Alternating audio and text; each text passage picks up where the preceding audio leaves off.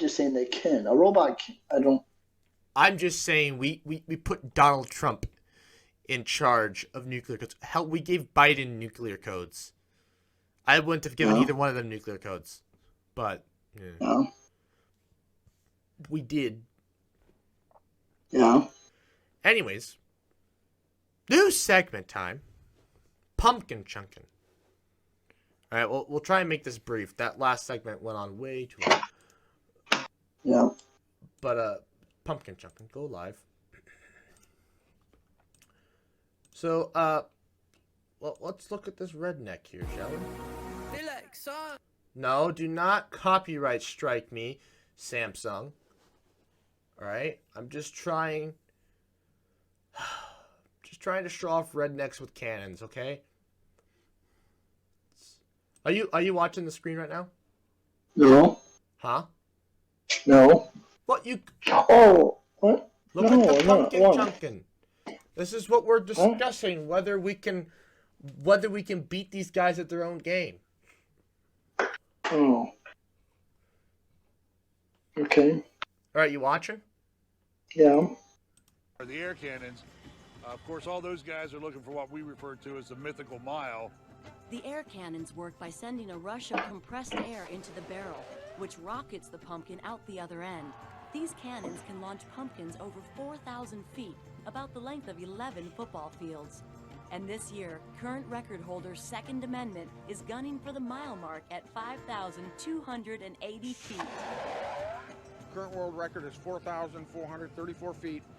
In practice last weekend, we shot one over 5,000 feet. Another team going for gold today is Team Chucky, a team that will be competing in the Torsion Catapult division.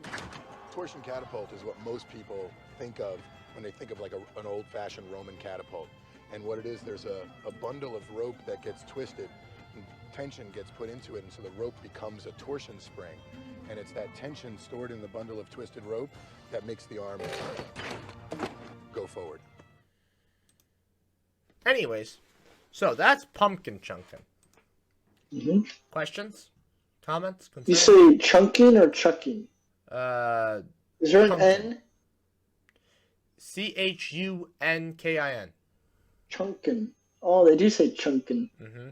I say you said without an N. Chunkin. Yeah, that's how I would think they would say it, but no, it's chunkin. It's to rhyme. Technically, it's pumpkin chucking, but to make it, well, it's not rhyme, it's alliterate. Well, no, it is a rhyme and alliteration. It is a rhyme. And alliteration. Well, I thought alliteration was the same letter it starts with, like Sally sells seashores by that's the consonant. seashells by the seashore. So that's consonant. It's the same letter. It all starts with the same letter. That's consonants. Same. Yeah, it's consonants. It could still be a vowel, right? You could still start with an A, right? It's just called consonants. Alliteration is the repeating of a sound, not necessarily a rhyme, because a rhyme. No, it is the same letter. The occurrence of the same letter at the beginning of a word. Consonants or alliteration? What? Alliteration. No, It's the same. The occurrence of the it's no consonants has nothing to do with it. It could be a vowel if it wants to be a vowel. The occurrence of the same letter at the beginning. Okay, okay, I was wrong. All right. Yes. I thought alliteration was just the repetition of a sound within multiple words, whether they were at the end or not. No, well, I took a class. I took 2 classes on linguistics. Okay, I know what I'm talking about. All right. I know. I was just sorry. That's what I thought it was. You didn't have to be like, it's this. It's not that. Constant. Well, I got a little pissed off because you were insisting that it was wrong, and I took 2 classes, and I got a little ticked off. Sorry. Well, I was kind of hoping you were. Google says this. But anyways, you were questioning what I was telling you was. Well, I was just thinking is what I thought I said, but I was wrong. All right. Sorry. Which is why I was trying to inform you. And you did. So what's the repetition of a sound then? Rhyme. I thought that was always at the end, though. It does. A rhyme can be wherever. Really? If there's one for N, then I don't know what it is. I think rhymes are typically at the end, but I mean, maybe I think they're at the beginning. Look up. Rhymes are typically made at the end. Between words or the endings. Oh, right here. Yeah, you're right. Corresponds of sounds between words or the endings of words. Yeah. Especially when these are used at the ends of lines in poetry. Yeah. Because people typically remember the ending of a word, and so it flows better. I'm blaming my high school English teachers. They were crap anyways, so. You need to take a professional course. I would never make it past the first day. My grammar is terrible. But anyways, so Which is why you learn. So pumpkin chunkin. Questions, comments, concerns. How we're gonna beat these schmucks.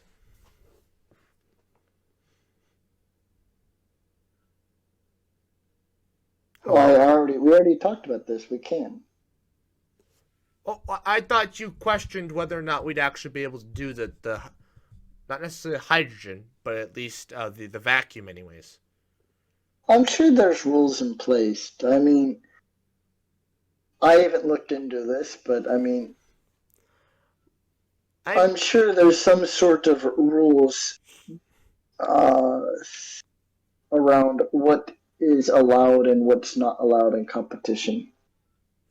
Because they might want to keep things as old school as possible, so any sort of electronics, because obviously to create a vacuum you need some sort of electronics. Well, no, not That's necessarily.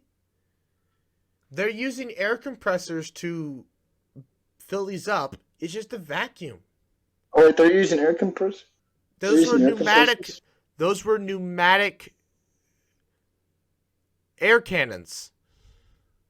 Oh, they're catapults, though. No, there were two different. Let me show you the video again. Oh, was there air compressors? You must have tuned in at the end. I did. Yeah, here. We'll start. Veritable arms race.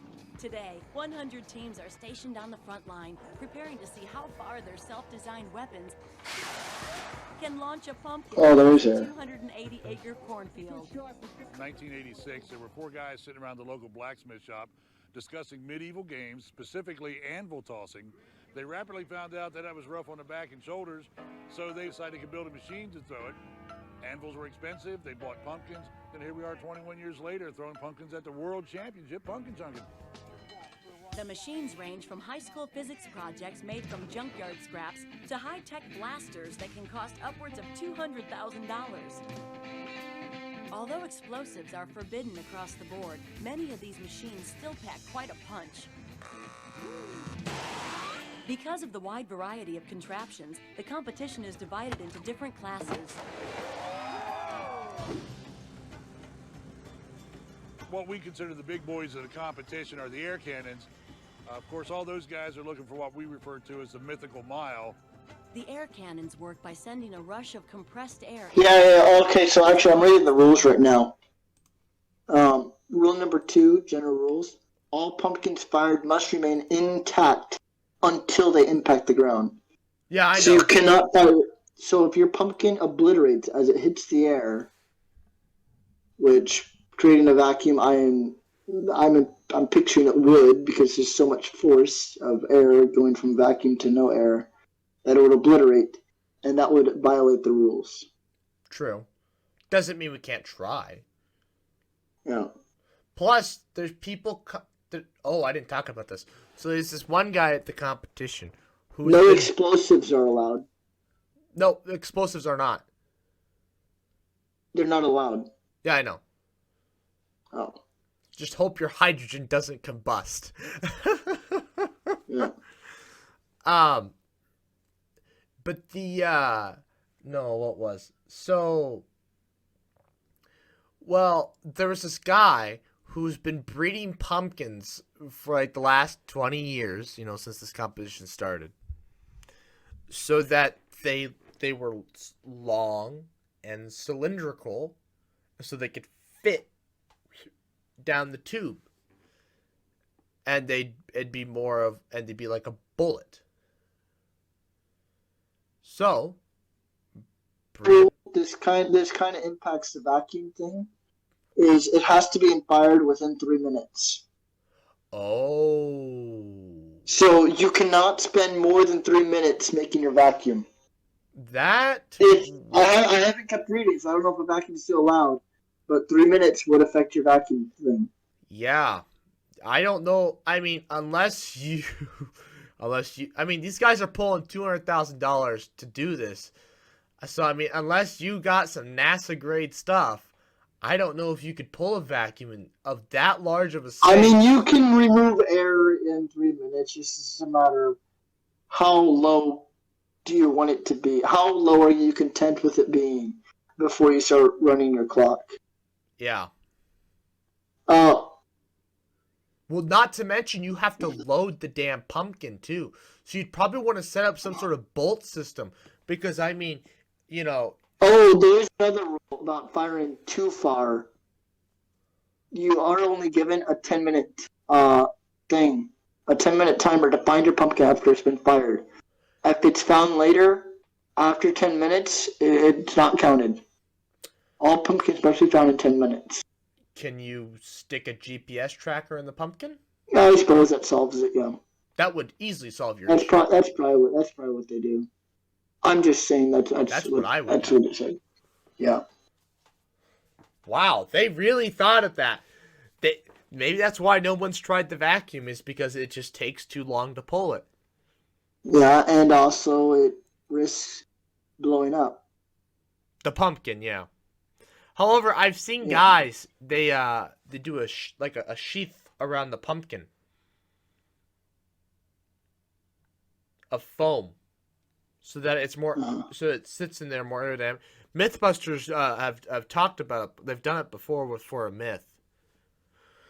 They wrap Buster in foam. Something with like It's a traveling trophy. What's that mean? It means that it's not a trophy you keep. It means that you hold on to it, and then you have to return it the next year. And if you win, you gotta still hold on to it, but you have to bring it back to every event. Yeah, cross country had those. I think a lot of sports have that. That just basically, but it's kind of a prestige award though, because it's one thing to have a trophy from 10 years ago, 20 years ago, because that means you used to be good. You're not really good anymore. But if you have a traveling trophy, that means that you are top line. You are really good. Oh yeah. Currently, because you have the trophy from the last event, and it's in your best interest to then remain to keep it that way. You want to keep the traveling trophy. Oh yeah. And so it's kind of a prestigious thing. It encourages innovation. It does, because people want to try to steal it, and it's in and everyone is going to be trying to take it. So, anyways, so back to the pumpkin. You know what? They might not allow GPS trackers on the pumpkins. Yeah, could be. Because they have the 10-minute award, 10-minute timer. Well, there's no reason for the timer if they have GPS. Or what? No, because why? Okay, somebody could add lead shot to the pumpkin. What's the significance of that? So it cuts through the air easier.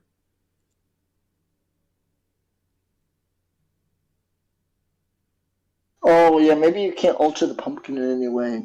Mm-hmm. They probably give you the pumpkin right on the spot, Well, no, you can bring your own pumpkins. The one guy does. Oh. You just can't modify them. They have to be completely unscathed, which would probably prevent a GPS tracker.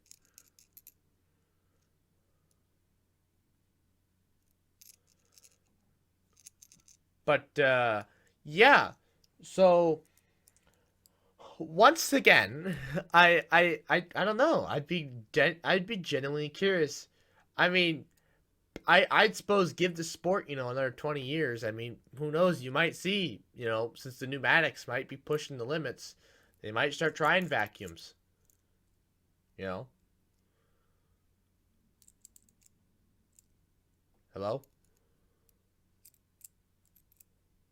Am I talking to myself now? I still hear you. Oh, you just weren't responding. I did. I said hello. I didn't hear it. Sorry. If you're talking right now, I'm not hearing you. No, I'm not talking right now. Oh. Okay. Anyways. So, yeah. I mean, I guess there's probably maybe more competition. I don't know. I feel like the pumpkin chunkin's probably kind of reached its limit. Unless you can, like, breed a pumpkin that's more resistant to, you know, those air pressures and stuff. You know? There was a... I'm sorry, what? So unless you design a pumpkin... Oh, yeah, they have another rule.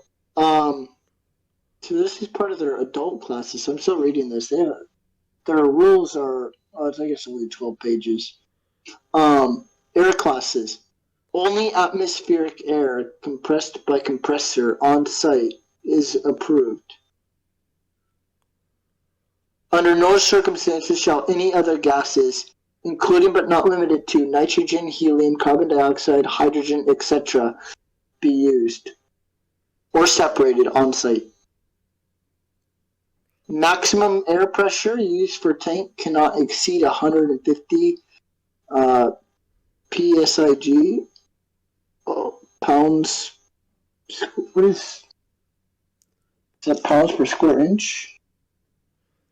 That's probably a safety thing. Pound parse per square inch, yeah. That's probably a safety thing. Wouldn't you think? What? Well, other than the other airs, because that would allow you to, well, literally destroy the competition. Well, yeah. Well, see, my point is that they have to put some sort of regulations on the limit, otherwise. But there's still. Yes, there is still a safety aspect to it. Absolutely. I know, but there's still nothing about vacuums. I haven't. I'm still reading. I still have like 5 pages left. There has to be something, because why has nobody tried? And my question is, if you're only limited to 150 psi, I mean, how much? A pumpkin can only go so far, then. I'm wondering if the pressure breaks the pumpkin. That's my. I haven't approved. I know, but if 150 psi is the max, I just feel like that feels limiting. That feels very limiting. But the no other gases, yeah, that... Yeah. That one would... Yeah, I like that rule. I like that rule, because everyone would probably use nitrogen. Some schmuck would probably try and use helium or hydrogen. Hydrogen would probably blow himself up. Helium, he'd just burn $1 million in helium and ruin the scientific community because he used helium. And no one would ever like him ever again. But, yeah.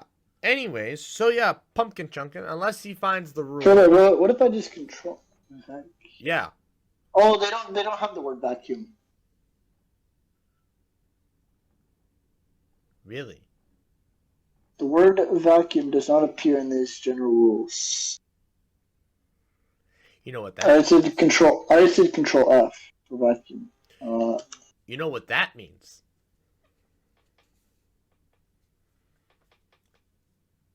I mean, it'd still probably be something you'd want to check with them before you just hop. Because, I mean, you'd hate to just start building this and then go there and say, yeah, we can't allow this because of the vacuum. You know, you'd probably want to call them. Yeah. I mean, if you're going to invest several $100,000 into this thing, yeah, obviously you're going to want to make a phone call. You don't want to just start building the thing. Next thing you know, hey, you can't do that.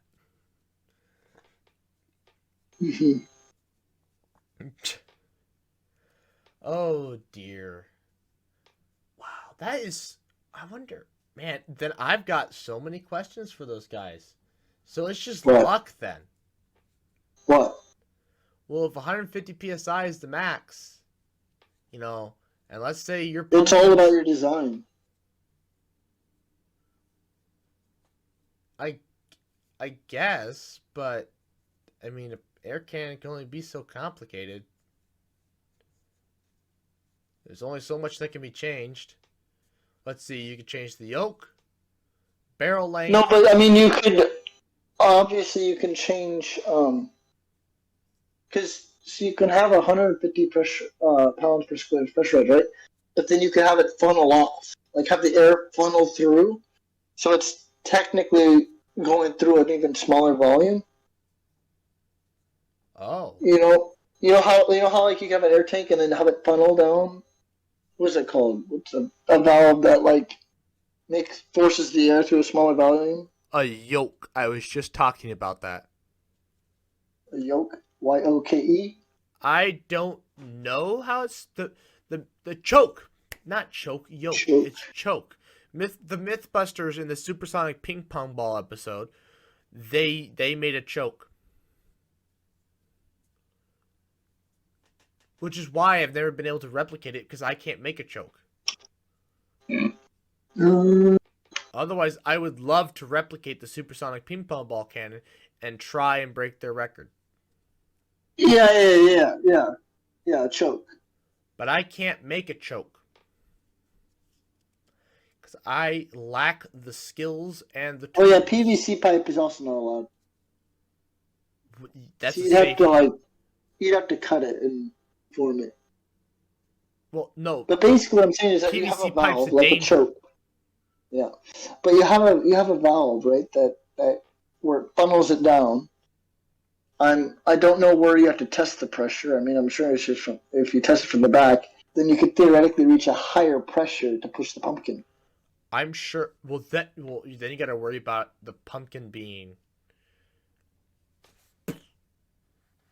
Yeah, see, You got the air so then coming you out can of a hole that you big. feather it. You can practice and feather it to find that line. Yeah. Yeah, because I mean, you get air coming out of a hole that big. I mean, obviously you can. Well, no. I was thinking you have the air funnel down to the pumpkin size, and you have this massive air canister. That's You gotta even fill it in bigger. 3 minutes, though. Do you, or can you come with it pre-pressurized? No, you have to fill it in 3 minutes. Oh, you have to fill. I would assume so. That's a part of preparation. Yeah. I mean, if they let you that's the thing, though. They have to test it. Because you can't bring nitrogen. And that'd be a way to sneak nitrogen in it. Or hydrogen. Mm-hmm. Is to have a pre-pressurized tank. Because how are you supposed to check that? Yeah. Compressed air looks the same as nitrogen coming out the end. No, I know. Only difference would be the water vapor. That'd be a way to test. But if you have a filter, it looks the same. Which I guess they wouldn't allow if you had a filter. I'm sure it's a part of the 3 minutes. But anyways, speaking of 3 minutes, this is going to be our longest podcast ever. But anyways, I would like to think... Oh! What if you had it pressurized on a catapult, right? So you have the catapult pushing, right? Mm-hmm. And as it's pushing, you have it pressurized, right? To force the pumpkin, right? So it's going to shoot out a long barrel. But then you have the whole apparatus on an even longer shaft that's on a catapult. So it's pushing the pressurized air connected to the pumpkin all through the same line, giving it even greater velocity. And then obviously you have like some sort of stopper to prevent the pressurized air tank leaving with the pumpkin. And then the pumpkin leaves, being forced by the pressurized air as well as a catapult. There's an easier way to do that. What's that? They have a centrifugal category. Oh, really? Mm-hmm. You can just, whip it around? Yep.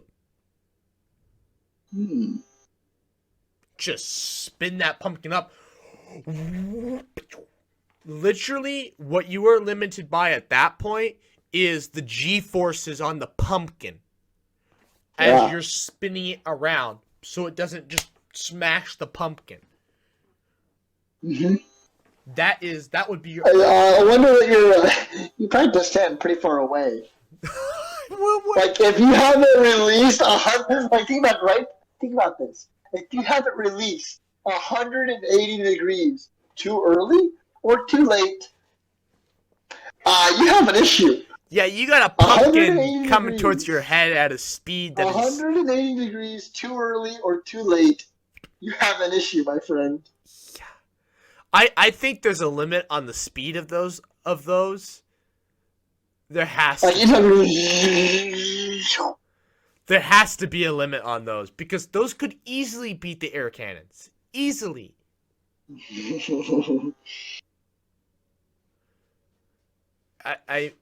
Right? In theory, they should easily beat the air cannons. Yeah. Yeah, the centrifugal category, that's the dangerous one. Compressed air, you just get a big, thick tank. Centrifuge, well, it's a spinning metal disc. Oh, God. Where do you stand for that?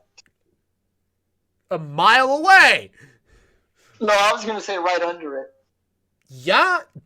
Because it either right under it or a mile away. Yeah. Yeah. You either stand right. The thing you have right under it, or the thing is, you gotta go find your pumpkin. What? Thing is, you gotta go find your pumpkin. We just gotta drive at least 60 miles an hour. Then you can cover a mile in a minute. Oh, that is the. Oh, you have 10 minutes though. 10 minutes. You don't want to waste your time driving to the catapult. Either that or you stand a mile away from the catapult in the direction that it's firing. Yeah, until a pumpkin comes hurtling at you, you're just like, what's that noise? Just destroys your gator, and you're just like, I found my pumpkin. Found it. You found it. I don't know if there has to be a limit on those centrifuges. Maybe that's the category. Screw the vacuum and air compressors. Centrifuge. I can't find my earbuds. You sound better now. My headphones just died. Hang on, you're being loud. Well, we gotta end the podcast. Anyway. Shush. Okay, let's end it now. Anyways, I'd like to go for watching. Please like, comment, share, and subscribe. He just left. New podcast every other Friday, 11 a.m. Central Time. And good night. Jesus, this was long.